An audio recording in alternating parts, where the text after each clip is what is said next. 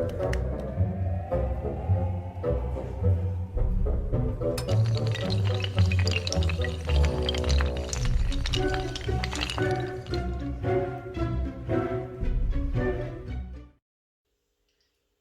queridos! Bom, hoje, gente, o vídeo eu acho que vai ser mais curto, se bem que às vezes eu acho que vai ser mais curto, e aí quando a gente vai ver, nunca é mais curto. Então vamos ver, tá bom? Vamos ver com o tempo daí, vocês que se virem para assistir também, que vocês que lute, tá bom?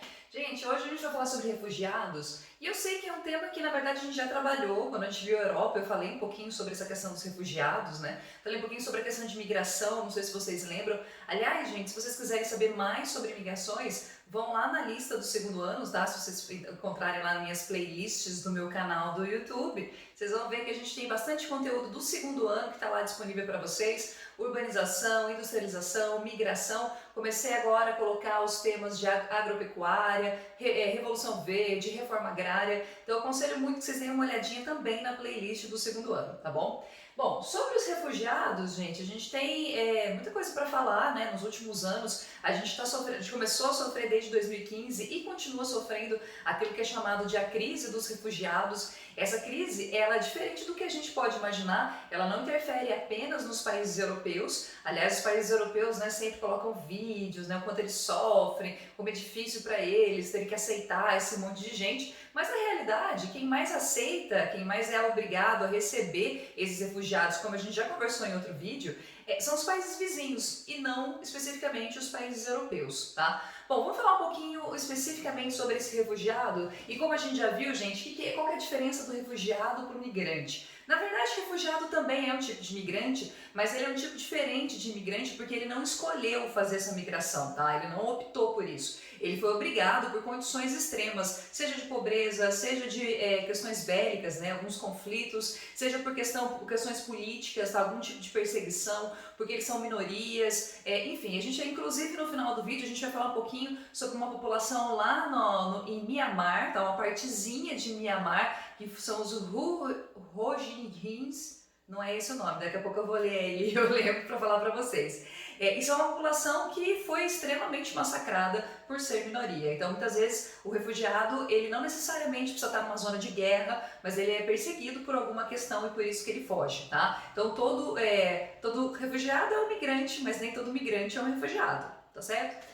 Gente, eu coloquei aqui, e isso é muito interessante, isso é muito importante a gente entender, por que os países europeus têm toda essa coisa de receber ou não receber, e mesmo o Brasil se recebe ou se não recebe, no caso dos venezuelanos, por exemplo. Existe uma resolução da ONU, vocês sabem que a ONU ela foi criada depois da Segunda Guerra Mundial, e ela tem várias resoluções sobre vários temas, e uma dessas resoluções, que é a lei desde lá de 1951, ela vai dizer que todos os estados são obrigados não só a dar refúgio para esse grupo de pessoas que estão fugindo, mas também que eles não podem, se a pessoa é refugiada, eles não podem mandar de volta essa pessoa. Diferente, por exemplo, se vocês assistiram, tem um programa na Discovery que chama Aeroportos, né? Discovery ou no Natil, um dos dois. Que aí chama aeroporto, né? E aí tem aeroporto Peru, Colômbia, e tem o Brasil também. E às vezes entra algumas populações meio que fingindo que são de outros lugares, né? A pessoa tenta fazer um tipo de entrada ilegal no país e aí eles são barrados. Nessa situação, gente, é uma situação em que você não tem exatamente um refúgio, eles não estão fugindo de nada. Eles estão fazendo um tipo de entrada que é ilegal para o país, então por isso eles são barrados. O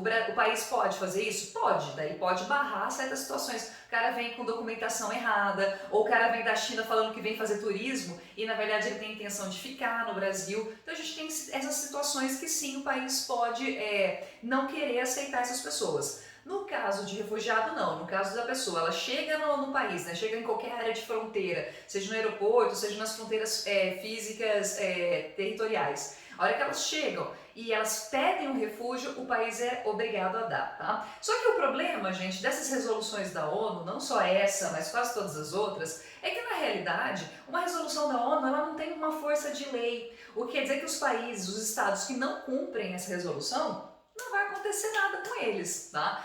Talvez, dependendo da situação, eles até podem sofrer algum tipo de sei lá, alguma ação em relação a algum aspecto econômico, sei lá, para fazer alguns acordos, mas isso raramente acontece, tá? Vejam nos Estados Unidos, por exemplo, que eles muitas vezes não só não aceitam, como também mandam de volta, tá? E aí a gente tem uma situação super específica, né, em relação aos Estados Unidos, por conta desse presidente que, se Deus quiser, vai sair logo, né, que é o Trump. Gente, então não existe nenhum tipo de punição para os países que se recusam a receber os refugiados ou que mandam de volta os refugiados, tá? Não existe. Então isso faz com que os países que recebem eles acabam muitas vezes mandando sim embora ou recusando a entrada desse grupo de pessoas. E os refugiados, gente, muitas vezes eles até são aceitos, tá? Os países até deixam que eles entrem, mas muitas vezes eles são levados a centros de refugiados, a gente chama de hotspots, a gente tem alguns centros, né, que recebem essas pessoas. Só que esses centros de refugiados ou campos de refugiados, praticamente, gente, é uma prisão, tá? É quase um campo de prisioneiros. Porque quando você dá entrada nesse tipo de lugar, muitas vezes tem um controle muito rígido se você pode ou não sair. E ali dentro existem algumas regras também que são muito rígidas, lembrando muito algumas prisões. Se vocês já assistiram aquela série Orange is the New Black, tá? As meninas às vezes gostam mais que os meninos, mas eu recomendo muito que vocês assistam, que é bem interessante. Nas últimas temporadas, eles abordaram um centro parecido com esse, só que lá nos Estados Unidos, né? No caso dos Estados Unidos não é especificamente refugiado, né? Principalmente para os latinos, mas eles pegam essa população que às vezes moram lá há muito tempo, colocam nesses centros, e esses centros funcionam sim como se fosse uma prisão, já que eles não podem ir lá dentro para praticamente fazer quase nada, tá? Gente,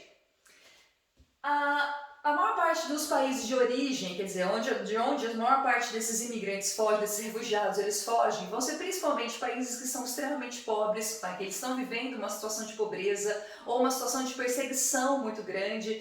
Se vocês já ouviram falar de Ruanda, né? Ruanda é um paísinho muito pequenininho que fica lá na região central da África. E Ruanda, na década de 90, sofreu bastante porque a gente teve uma disputa étnica em que dessas etnias praticamente causou um genocídio de outra, e se não me engano eram os Tutsis e os Hutus, e aí eles tiveram essa etnia que era minoria, que foi massacrada, o que sobrou, o que restou, foi obrigado a fugir. Então você tem esse tipo de perseguição, essa pobreza, ou assuntos bélicos, zonas de guerra, né? Como atualmente é o caso da Síria, como a gente viu em vídeos anteriores, a Síria, ainda que não apareça mais tanto na TV, que a guerra tenha diminuído, mas a guerra ainda existe, né? A guerra civil na Síria ela continua existindo e ela ainda causa o refúgio de algumas pessoas. Na África, nós também temos algumas zonas de guerra, tá? Algumas regiões ali que a gente chama de subsaarianas, quer dizer, que estão embaixo ali do deserto do Saara. A gente ainda tem alguns países que têm, sim, muitas disputas. Tem, por exemplo, um grupo que é ligado ao Estado Islâmico. Não sei se vocês lembram, já ouviram essa expressão, esse nome, Boko Haram. O Boko Haram ele causa muita instabilidade em algumas regiões da África e ele pode ser sim um ponto de essas zonas de conflito que acabam causando refúgio de outros. De novo, apesar da gente ter alguns países base de origem, né, você sempre sabe de onde essas pessoas estão migrando, só que o destino, gente, de novo, não é a Europa, tá? Ou mesmo os Estados Unidos, que é super difícil atualmente entrar nos Estados Unidos. A maior parte dessas pessoas vão migrar para as regiões vizinhas, no caso dos sírios, por exemplo, né? Ou aquela região mesmo, lembra, do norte do Iraque, tá? Que sofrem bastante perseguição, os curdos, né, que sofrem bastante perseguição.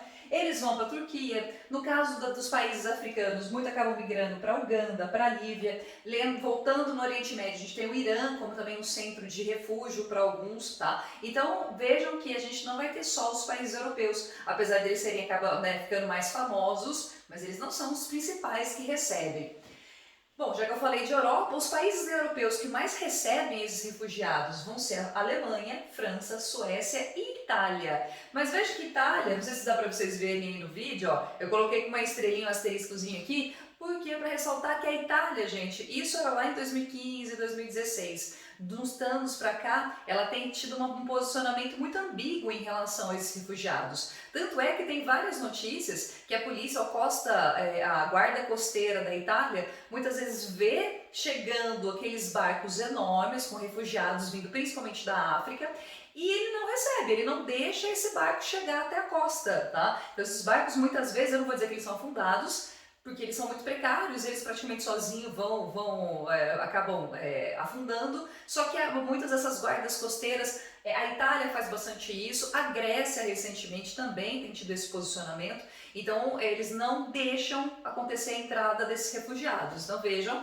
contra a resolução da ONU. No caso dos países europeus, a gente tem um quê diferente, porque os países europeus, como pelo menos os que fazem parte da zona da União Europeia, tem um pacto entre eles de serem mais civilizados e receberem mais esses imigrantes. Mas na prática não é exatamente isso que acontece, tá? Na prática, mesmo países que fazem parte dessa região da União Europeia, eles não são tão abertos assim aos refugiados.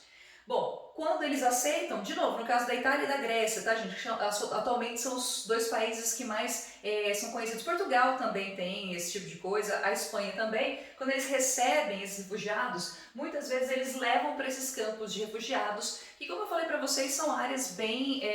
acaba não sendo muito diferente dos lugares que eles migraram, né? Porque são lugares também que são uma dificuldade de subsistência muito grande, né? Uma dificuldade mesmo de viver ali, porque são situações bem desumanas para essas pessoas. Recentemente, a gente teve, inclusive, um desses centros pegou fogo, se não me engano, um centro que ficava lá na Grécia, acabou pegando fogo. Não, na Grécia ou em Portugal? Portugal, desculpa. Pegou fogo, gente, porque a gente tem um agravante atualmente, né? O agravante que, se é ruim para nós, vocês imaginem para a situação do refugiado, que é a questão da pandemia. Com a pandemia, a gente teve o fechamento de praticamente todas as fronteiras dos países, né? Os países se fecharam para esse trânsito de pessoas. É como se a gente não tem mais a livre circulação de pessoas. Nunca foi livre, mas agora é muito mais difícil, já que você teve as fronteiras fechadas.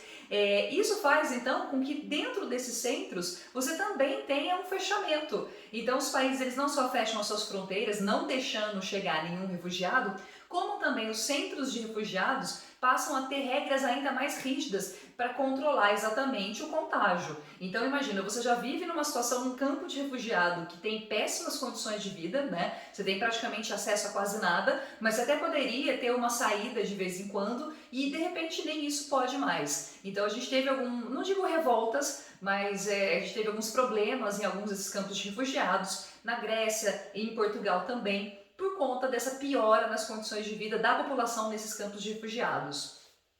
Com a pandemia, gente, nós vamos ter um controle, porque no caso da Europa tem um fator diferente, eu não sei se vocês se recordam, mas no caso da Europa, gente, a gente tem esse espaço aqui, que a gente chama de espaço Schengen, tá? Schengen. O que é esse espaço Schengen? Esse espaço significa que se você faz parte da União Europeia e os países membros da União Europeia, entre eles, você não tem controle aéreo. Como assim não tem controle aéreo? Se, por exemplo, eu saio da Itália e vou para a França, eu não preciso apresentar passaporte. É muito parecido com o Brasil no Mercosul. Os países aqui no Mercosul, a gente apresenta só um documento qualquer, mas não necessariamente precisa de um visto de entrada, tá? Você precisa de um documento, pode ser o passaporte, mas não precisa do visto de entrada. Então, dentro desse espaço Schengen, são os países da União Europeia, não são todos os países da União Europeia, tá? Tem alguns que ficaram de fora desse espaço Schengen, e ali dentro, se você faz parte desses países, você consegue fazer então uma livre circulação. Esse espaço eles também foi fechado, então vamos supor que você é um refugiado, você até conseguiu refúgio na Itália, tá? A Itália não vai te mandar de volta, só que você quer ir para a Alemanha, que é um país muito mais aberto aos refugiados. Durante esse período da pandemia, isso não foi mais possível, tá? Então você não conseguiu mais fazer essa transição. Isso aqui também funciona muito, esse espaço Schengen funciona muito para a própria migração, às vezes dentro da Europa, tá? Às vezes você tem às vezes você tem aqueles países ali do leste europeu que não fazem parte da União Europeia e tentam se aproveitar desse espaço. A Turquia, tá? Vários turcos tentam se aproveitar desse espaço, entram num país europeu com às vezes documentação falsa e aí, tanto dentro de um país europeu é mais fácil para você ir para outros. Muito bem, turma. Então, eu acho que sobre refugiados, basicamente era isso que eu queria falar para vocês. Só faltou eu falar então dessa população do Mianmar, que eu vou escrever aqui o nome, porque é um nome meio difícil. Você sabe que às vezes eu tenho dificuldade com alguns nomes, né? Eu sou meio lerda, assim, para falar e para outras coisas também. Então, só um minutinho que já vou escrever aqui para vocês, tá bom? Pera aí.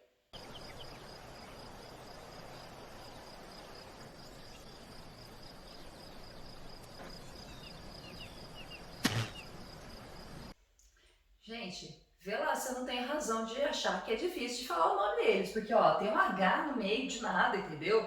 Então são os Rohingyans, Rohingyins. É, essa população aqui, tá bom? Os Rohingyins. Acho que é assim que fala, que eu vi uns documentários, parecia que era isso. Gente, essa população aqui, ela teve um problema sério, principalmente a partir de 2016. Ela sofreu, praticamente a gente pode sim chamar de genocídio, tá? Porque foi uma situação extremamente violenta por parte do governo de Mianmar. Olha que coisa complicada, gente. Nós temos essa população que é uma minoria. Minoria significa não que necessariamente são poucos, tá, gente? É que é uma minoria em relação à população. Então, se você tem uma população X, você tem um número menor dessas pessoas com essa característica, seja étnica, seja religiosa, isso acaba fazendo com eles são chamados, então, por isso de minoria. Os Rohingyas, gente, eles representavam uma população minoria muçulmana no Mianmar, só que a gente tem o problema que Mianmar é uma população budista. Meu pai amado, se vocês já viram alguma coisa sobre o budismo não tem nada a ver com violência, muito pelo contrário. É uma das religiões talvez mais pacíficas que nós temos, talvez até muito melhor do que algumas religiões cristãs. Olha eu botando fogo no barquinho, piaçando algumas pessoas aí. Vou deixar quieto, né, para não irritar as pessoas. Mas veja bem que a população budista, apesar dessa característica, realmente já tinha esse mal-estar em relação aos Rohingyas e para piorar, assume no poder um cara que é extremamente ditatorial e que tem também essa posição contrária a essa população. E aí, gente, o próprio governo vai lá, o exército vai lá, invade os territórios ocupados por essa população e pratica mesmo genocídio. Quando a gente fala de genocídio, quer dizer que não é simplesmente o assassinato. Tradicionalmente são assassinatos cruéis, assim, né, com facada, você põe fogo na pessoa, você mata ela na frente de todo mundo. Estupro de mulheres e morte também de crianças, tá? Então você mata os mais novos, né? Você mata as crianças, porque você entende que isso é uma limpeza étnica, então aí você acaba com os descendentes dessa população, você estupra as mulheres, porque até o estupro das mulheres tem muito uma relação de dominação, né, gente? Não é só porque elas dê origem a novos descendentes daquela população, mas também por uma questão mesmo de dominação de poder, tá bom? De uso do poder, né? O poder masculino sobre essa população, uma forma mesmo de total humilhação daquele grupo.